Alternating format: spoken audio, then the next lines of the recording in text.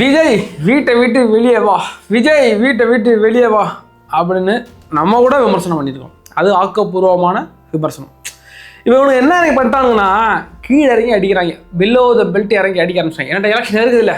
இப்போது நயினார் நாகேந்திரன் தமிழக பாஜகவுடைய தற்போதைய தலைவராக இருக்கக்கூடிய நயினார் நாகேந்திரன் என்ன சொல்லியிருக்காருன்னா, த்ரிஷா வீட்டிலேருந்து ஃபஸ்ட்டு விஜய் வெளில வரட்டும் அப்படின்ட்டு இருக்காரு. இதுக்கு முன்னாடி பாஜகவுடைய முன்னாள் தலைவர், அப்பொழுது அவர் தலைவராக இருந்தார், யார், அண்ணாமலை அவர்கள். அவர் என்ன சொல்லியிருந்தார், விஜய் ஒரு வருஷம் முன்னாடி வரைக்கும் பெண்களோட இது அப்படிங்கிற மாதிரி ஒரு தப்பான ஒரு வார்த்தை வெளியிட்டார்னு வச்சுங்களேன், அவர் சொல்லியிருந்தார். அதற்கு பிறகு அண்டா செந்தில் ஒருத்தர் பார்ப்பல பத்திரிகையில் அவர் என்ன சொல்லியிருந்தாருன்னா, எல்லாம் உச்சகட்டமாக போய் தலைவர் விஜய் அவர்களுடைய அம்மா சோபாவை ஆன்டி அப்படின்னு அதுவும் தரைக்குறவா வேற ஒரு டோனில் சொன்னதை நம்ம பார்த்துருப்போம். அதற்கு பிறகு ஒத்த சீட்டு வேல்முருகன் அவர்கள், விஜய் அவர்கள் அந்த கல்வி விருது வழங்கும் விழாவில் குழந்தைங்களோட நின்று ஃபோட்டோ எடுத்துக்கிட்டு செம்ம க்யூட்டாக இருந்துச்சு, அதையும் தவறாக விமர்சிச்சிருந்தார். இப்போ பார்த்தீங்களா, எந்த ஒரு நபருக்குமே கொடுக்கக்கூடாத ஒரு தாக்குதல், பெண்களை வச்சு அந்த ஒரு நபரை விமர்சனம் பண்ணுறது.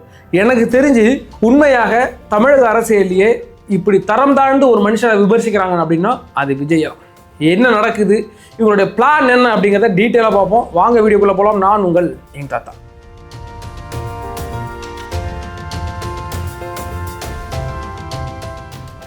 எங்களுடைய எங் தாத்தா சேனலை சப்ஸ்கிரைப் பண்ணி வைங்க. எங்களுடைய எல்லா வீடியோக்களும் உங்களுக்கு உடனுக்குடன் வந்து சேரும். அதுபோக இந்த வீடியோ பிடிச்சிருந்துச்சுன்னா லைக் பண்ணுங்கள், ஷேர் பண்ணுங்கள். உங்களுடைய தாழ்மையான கருத்துக்களை கமெண்ட் செக்ஷன் வந்து நாகரிகமான முறையில் கமெண்ட் பண்ணுங்கள். தமிழ்நாட்டின் பாஜகவின் தலைவராக இருக்கக்கூடிய நயினார் நாகேந்திரன் அவர்கள் கொஞ்ச நாளைக்கு முன்னாடி ஒரு 2 days பிஃபோர் நினைக்கிறேன், விஜய் அவர்கள் த்ரிஷா வீட்டை விட்டு வெளியில் வரணும் அப்படின்னு விமர்சிச்சிருந்தார். பாவம், அவர் அனுபவமே இல்லாதவர்.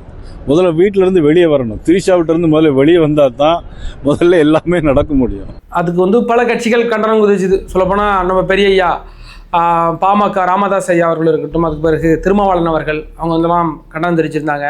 அதுபோக திமுக எம்பி கனிமொழி அவர்கள், அவங்களே சிவாஜி கிருஷ்ணமூர்த்தி மாதிரி ஒரு ஆளை வச்சுக்கின்னு அந்த மாதிரி வந்துட்டு நான் எதிர்ப்பு தெரிவிக்கிறேன், இது தப்புங்க அப்படின்னு.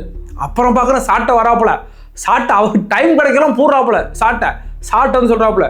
இது வந்து ஒரு பெண்ணை வைத்து இழிவுபடுத்துவது வந்து கேவலமான செயல். ஆனால் அதை தட்டி கேட்பதற்கு தாவேக்காவுக்கு என்ன தகுதி இருக்குது? அவர்களே நீங்கள் தரம் தாழ்ந்தாலும் பேசிக்கிட்டு இருக்கீங்க எல்லாரையும் அப்படின்ட்டுறாங்க. நீ ரஜினியோட பொண்ணு எவ்வளோ கேவலமாக பேசின அப்படிங்கிறது எங்கள் எல்லாருக்கும் தெரியும். அதுபோக எல்லா மேடையிலையும் சரி, ஒரு பெண்ணை எவ்வளோ கேவலமாக பேச முடியுமோ அவ்வளோ கேவலமாக பேசுவாப்புல. மேடையில் வச்சுக்கிட்டே பார்த்தீங்கன்னா இடையில வந்து அஜித் குமார் அப்படின்ற ஒரு இளைஞர் இறந்து போனார். அதுக்கு காரணம் நிக்கிதாங்கிற ஒரு லேடி. கண்டிப்பாக அவங்க தப்பானவங்க தான். ஒரு தவறான ஒரு கேஸை கொடுத்து எனக்கு இறப்புக்கே காரணம். அதுக்காக இத்தனை பேர் மேடையில் வச்சுக்கிட்டு அவர் என்ன சொன்னார்னா, அந்த பெண்ணை டாட்டர் ஆஃப் பிச், நீ வந்து அப்படிப்பட்ட பெண் அப்படிங்கிற மாதிரி நீங்கள் அது தமிழாக்கம் பண்ணி புரிஞ்சுக்கிடுங்க. என்னால் காணொலியில் அவ்வளோ இதாக சொல்ல முடியாது. நம்ம தமிழ் மொழியில் அந்த வார்த்தையை சொன்னால் கண்டிப்பாக அது தவறாக இருக்கும். அதனால் அவ்வளோ தரம் தாழ்ந்து பேசுகிற சாட்டுலாம் நேற்று வராப்புல வந்துக்கிட்டு நீ தப்பாக பேசிட்டீங்க நயினார் நாகேந்திரன், ஆனால் அதை தட்டி வைக்கிறது தாவேக்காவில் யாருக்கும் உரிமை இல்லை. ஏதாவது ஒரு தாவேக்கா பேச்சாளர், மேடை பேச்சாளர் தப்பாக பேசினா, இந்த ஆள் தப்பாக பேசினாருப்பா, லயோலா மணி பேசிட்டு இருக்கிறாப்புல, ஒரு வார்த்தை கழிச்சு தப்பாக பேசியிருக்காரா, ஃபெலிக்ஸ் பேசுகிறாப்புல, ஆனந்தஜித் பேசுகிறாப்புல, எவ்வளோ மேடை பேச்சாளர்கள் தாவேக்காவில் உருவாகியிருக்காங்க. ஒரு ஆள் அவன் இவன் சொல்லிட்டுமே ரொம்ப வேண்டாம். உரிமையில் பேசணும் காமிக்க முடியும், ஒருவர் கூட பேச மாட்டாங்க. ஏன்னு கேட்டால் அந்த பிளட் அப்படி, உங்களோட பிளட் இப்படி இருக்குது, அதனால இவ்வளோ தரம் தாழ்ந்து பேசிக்கிட்டு இருக்கிறீங்க. அதற்கு பிறகு மறுபடியும் நயினார் நாகேந்திரன் கேட்குறாங்க, இது மாதிரி நிறைய கண்டன குரல் வந்திருக்கு, நீங்கள் இதுக்கு என்ன சொல்கிறீங்க? இல்லை, அதுலேருந்து நான் பின்வாங்க மாட்டேன், நான் சொன்னதான் டாப்ல. அதை விட ஒரு படி மேலே போய் என்ன சொல்லிட்டாப்லன்னா, இப்போ 42 பேர் கரூரில் இறந்து போனாங்க, இப்போ ஒருத்தர் இறந்துருக்கிறார், அது நல்லது தானே, நல்ல சகுனம் தானே அப்படிங்கிறார். எவ்வளவு கீழ்த்தரமான ஒரு மனப்பான்மையில் ஒரு மனுஷன் இருந்தால் இந்த வார்த்தை வெளில வந்திருக்கும். அதே மாதிரி இப்போ கூட ஒருத்தர் இறந்து போயிட்டாரு சேலத்தில். அவருக்கு எல்லாரும் கூட்டத்திலையும் இறந்து நல்ல சகுனம் தானே அது அவங்களுக்கு. நாங்கள் பொதுவாக பிஜேபி விமர்சிக்கிறதே கிடையாது. நீங்கள் எங்களுடைய காணொலியில் போய் எடுத்து பாருங்கள். ஒரே ஒரு வீடியோ பிஜேபி எதிர்த்து நாங்கள் போட்டிருந்தா நீங்கள் என்னென்னு கேளுங்க. ஒரு வீடியோ நாங்கள் விமர்சிச்சே கிடையாது. நிறைய பேர் கேட்பாங்க, நீங்கள் டிஎம்கே அட்டாக் பண்ணுறீங்க, ஏடிஎம்கே அட்டாக் பண்ணுறீங்க, சீமானா அட்டாக் பண்ணுறீங்க, சிஎஃப்எம் விசிகே எல்லாத்தையும் நீங்கள் அட்டாக் பண்ணுறீங்க, பிஜேபி மட்டும் அட்டாக் பண்ண மாட்டேறீங்க, நீங்கள் பிஜேபி சப்போர்ட்டானு கேட்டாங்க. என்ன டேய், அதெல்லாம் ஒரு கட்சி, அதை நாங்கள் விமர்சிக்கணுமா? எங்கள் சேனலுக்கு ஒரு மரியாதை இல்லையா? எனக்குன்னு ஒரு மரியாதை இருக்குது. பிஜேபியெலாம் ஒரு கட்சின்னு மதித்து அதை நான் விமர்சனம் பண்ணால் அப்புறம் நான் என்னத்தை சொல்கிறது? நான்லாம் அதை ரோட்டில் கிடக்கணும் சாணி, அதை மாதிரி தான் மதிப்பேன். அதை தொடரதே அசிங்கம்னு நினைக்கிறாள். இன்னைக்கு அந்த சாணி ஒரே நாறு, அதனால அந்த சாணியெல்லாம் நம்ம அப்புறப்படுத்தணும் அப்படிங்கிறதான் இன்னைக்கு பிஜேபி பற்றி இப்படி ஒரு வீடியோ வந்திருக்கு. சொல்லப்போனால் இதுதான் பொலிட்டிக்கல். நயினார் நாகேந்திரன் இப்போ தான் மூவ் பண்ணி ஆரம்பிச்சுக்கிறாப்புல. கோச்சிங் போட்டு ஒரு வருஷம் ஆகுது, இப்போ தான் மூவ் பண்ணுறாப்புல. இதுக்கு முன்னாடி பிஜேபியோட தலைவராக யார் இருந்தாலும் அண்ணாமலை இருந்தார். அண்ணாமலை மேட்ரு இருக்கோ இல்லையோ, திமுக பற்றி 4 திட்டி ஏதாச்சும் ஒன்று கக்கடே புக்கடே ஏதாச்சும் சொல்லி விட்டுருவாப்புல. அது நியூஸ் சேனல் எடுத்து ஆடிட்டு இருப்பாங்க. இந்த டிஎம்கே ஃபைல் வருது, அங்கே ஒன்று வருது, ஏதாச்சும் சொல்லுவாப்புல. அதனால கொஞ்சம் பேசு பொருளாகவே இருந்தார் யாரு, அண்ணாமலை. அதனால அவருக்கு பெரிய ஒரு கூட்டம் ஒன்று வந்துச்சு. அதுக்கு ஒரு பிஜேபி வளர ஆரம்பிச்சுன்னு வச்சுக்கணும். தமிழ்நாட்டில் ஒரு கொஞ்சம் வளர்ந்துருக்கிறாங்க. அதுக்கு காரணம் அண்ணாமலை. அதுக்கு பிறகு நம்ம எடப்பாடி ஐயா பிடிச்சி தற்கொலை இருக்குன்னு திட்ட அவர் ஐயா எடப்பாடி ஐயா ஒரு டென்ஷன் ஆகிட்டாப்புல. அவர் மறுபடியும் கூட்டத்தில் என்டிஏ சேரணும்னா இந்த பயம் இருக்கப்படாது, இவன் தொலைச்சி கட்டுன்னு சொல்ல அப்புறம் அனுப்பி விட்டாங்க. அதுக்கு பிறகு யார் இருக்கிறா, ஐயா நயினா நாகேந்திரன் இருக்கிறாப்புல, அவர் போட்டு விட்டாங்க. இப்போ நயினா நாகேந்திரன் ஒரு பயம் மதிக்கிறது கிடையாது, யார் சீன்றதே கிடையாதுங்களேன். இப்போ அண்ணாமலை பக்கம் ஒரு குரூப் இருக்குது, நமக்கு ஒரு குரூப் இல்லையே, நம்மளை பற்றி இவனும் பேச மாட்டாங்கன்னு ஆளுக்கு ஒரே டென்ஷனு. அவர் என்ன பண்ணாருன்னா, நம்ம எப்படியாச்சும் ஃபேமஸ் ஆகணும், அதுக்கு யார் இருக்கலாம், எங்கே அந்த ஆட்டோ வர தம்பி கூப்பிடு விஜய அப்படின்னு விஜயை எல்லாத்தையும் விமர்சனம் பண்ணணும். ஏன்னு கேட்டா இன்னைக்கு லெவலில் விஜயை பற்றி யாராச்சும் விமர்சனம் பண்ணால் அவங்க ஃபேமஸ் ஆகிடலாம். ஏற்கனவே சாட்டை சீமான் சீனே கிடைச்சிக்கங்க, மீடியா ஃபோக்கஸே கொடுக்க மாட்டாங்க. அது சாட்டையெல்லாம் வச்சு வட்டி விட்டுருவாங்க. எப்போ இவங்கெல்லாம் விஜயை விமர்சனம் பண்ண ஆரம்பிச்சாங்களோ அன்றைக்கி தான் ஃபோக்கஸ்குள்ளே வருது. சாட்டை இதுக்கு முன்னாடி எங்கேயாச்சும் நீங்கள் மேடை பேச்சுகளில், விவாத மேடைகளில், தந்தி டிவி, சன் நியூஸ் இது மாதிரி எங்கேயாச்சும் பார்த்துருக்கீங்களா? கூப்பிடவே மாட்டாங்க. ஏன்னு கேட்டால் சாட்டை அப்படிப்பட்ட ஆள் தான். ஏதாச்சும் கண்டு மணிக்கு திட்டி விட்டுருவாப்புல, வாயில் வந்து திட்டி விடுவாப்புல. அதனால கூப்பிட மாட்டாங்க. இவங்க ஆபாச பேச்சாளர் குரூப்பு, சிவாஜி கிருஷ்ணமூர்த்தி, சாட்டை துறைமுகங்கள்லாம் அந்த மாதிரி குரூப் கூப்பிடவே கிடையாது. ஆனால் விஜயை கடிக்க ஆரம்பிச்சதுலேருந்து அவங்க மேலே ஃபோக்கஸ் வருது. அப்போ அவைகளுக்கே கிடைக்கணும், நமக்கு கிடைக்காம இருக்கமான்ட்டு நம்ம நயினா நாகேந்திரன் என்ன பண்ணிட்டாப்புல, வார்த்தையை விட்டாப்புல. இன்னைக்கு பத்திக்கிட்டு எரியுது, ஓட்டு பொழந்து தள்ளுறாங்க. நயினா நாகேந்திரன் ஓட முடியாமல் நிற்கிறாப்புல.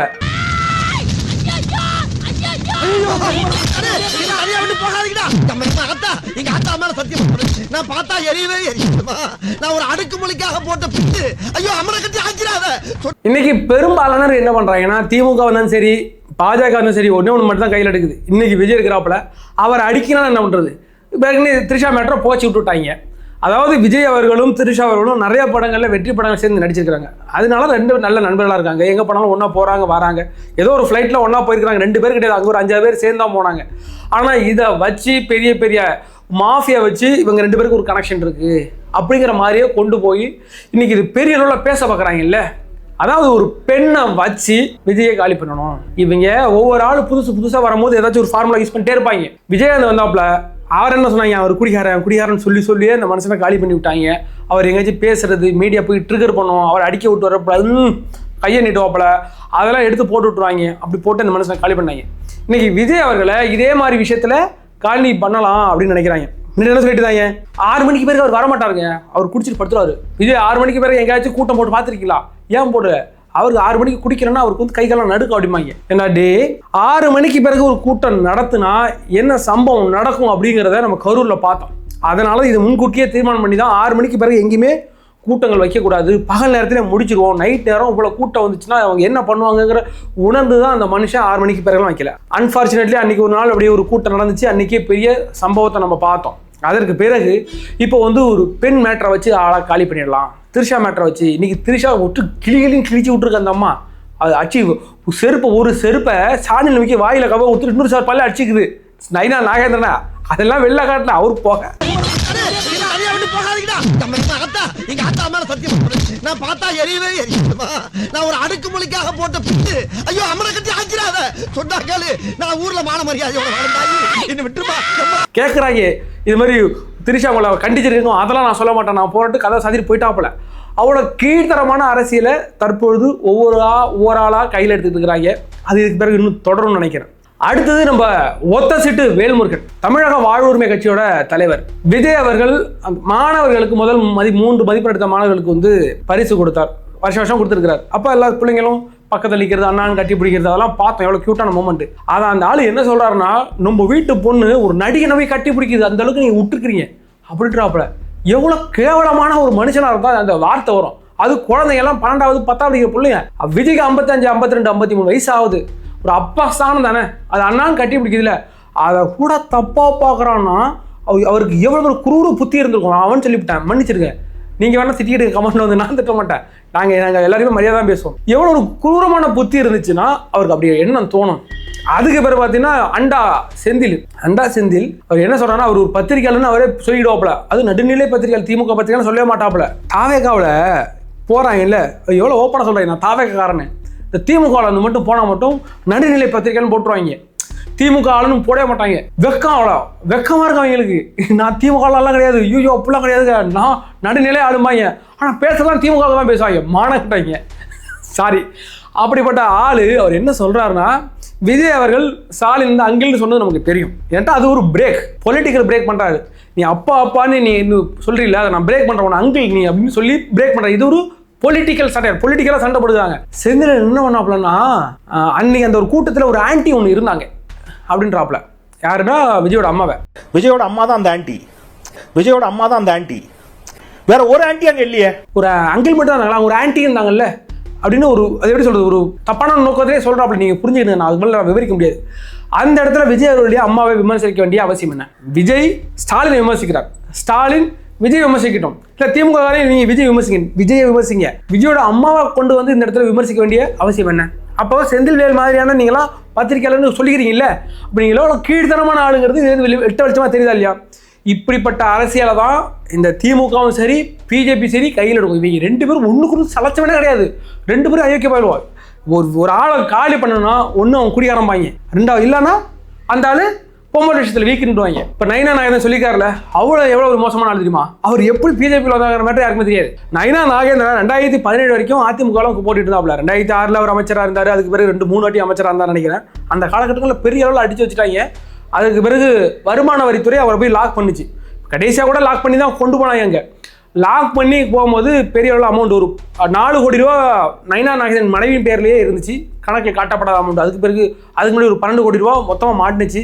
கடைசியில் 2024 எலெக்ஷன் அப்போ ட்ரெயினில் மாட்டின 4 கோடி அது எல்லாம் இந்த கல்ல பணம் தான் வச்சுங்களேன். லாக் பண்ணிட்டானுங்க. யார்? வருமானத்துறை கேட்குறாங்க, நீங்கள் உதாரணம் ஒரு பிஜேபிக்கு ஒரு ஆள் வேணும், நீங்கள் வந்துருக்கீங்க அப்படிங்கிறதுக்கு. இல்லை என்னால் வர முடியாது அப்படின்னு சொன்னாப்ல. சரி கொஞ்சம் திரும்பலாம் பின்னாடின்ட்டு பழுத்த ராட வச்சு சொல்லி விட்டாங்க. இப்போ வரையா இல்லையா? வரேன் சார் அப்படின்ட்டு வந்துட்டாப்புல. 2017 பிறகு எங்கே வராப்புல? பிஜேபி வராப்புல. ஒரு பயசிட்டுல ஒரு நாய் கூட மோந்து பார்க்கலாம் இருந்தால. ஆனால் இன்னைக்கு எப்படியோ பிடிச்சி இப்போ வந்து பிஜேபியோட மாநில தலைவர் ஆகிட்டாரு. அப்பயும் ஒருத்தவங்க கண்டுக்க மாட்டேங்கிறாங்க. எங்கே நேரம் அண்ணாமலை தான் கொண்டு வாங்கிட்டுறாங்க. இவருக்கு ஒரே காண்டு. ஏன்னா நம்ம பேர் நம்மளை கூப்பிட மாட்டாங்களே. நம்ம இந்த தமிழ்நாட்டோட பாஜக தலைவர் நம்ம மேலே மைக்கு நீட்டாமல் நேரம் அண்ணாமலை இன்னைக்கும் கத்திக்கிட்டு இருக்காங்க இல்லை, எப்படியாவது ஃபேமஸ் ஆகணுன்ட்டு இன்னைக்கு திரிஷாவை விமர்சிக்கிறது விஜயோட சேர்த்து. அதுக்கு பிறகு 42 பேர் இறந்து போயிருக்கிறாங்க. அது நல்ல சகுனம். எப்படிப்பட்ட வார்த்தைகள் வந்து பாருங்க வாயில. விஜய் என்ற ஒரு மனிதர் அரசியலுக்கு வந்ததுக்கு பிறகு பல பேரோட சாயம் வெளுத்து போச்சு. சீமானா அண்ணன் இருந்தேன், பெரும் பாசம் கொண்டு இருந்தேன், பேரன்பு கொண்டு இருந்தேன் அண்ணன் மேலே. இன்னைக்கு அவரெல்லாம் யாருன்னு தெரிஞ்சு போச்சு. திமுக அறையில் வச்சு எனக்கு அப்பயே தெரியும் வச்சுங்களேன், எங்களுக்கு சொல்ல தேவை கிடையாது. அதிமுக இது வரைக்கும் அதே மாதிரியான எந்த வேலைகளையும் செயல்படாத, தரதோ குறைவாக பேசுகிறதோ, அந்த கீழே உள்ள அமைச்சர்கள் 1-2 பேரும் கேட்காம கத்திட்டு இருப்பாங்களே, அவங்களாம் மதிக்கிறது கிடையாது.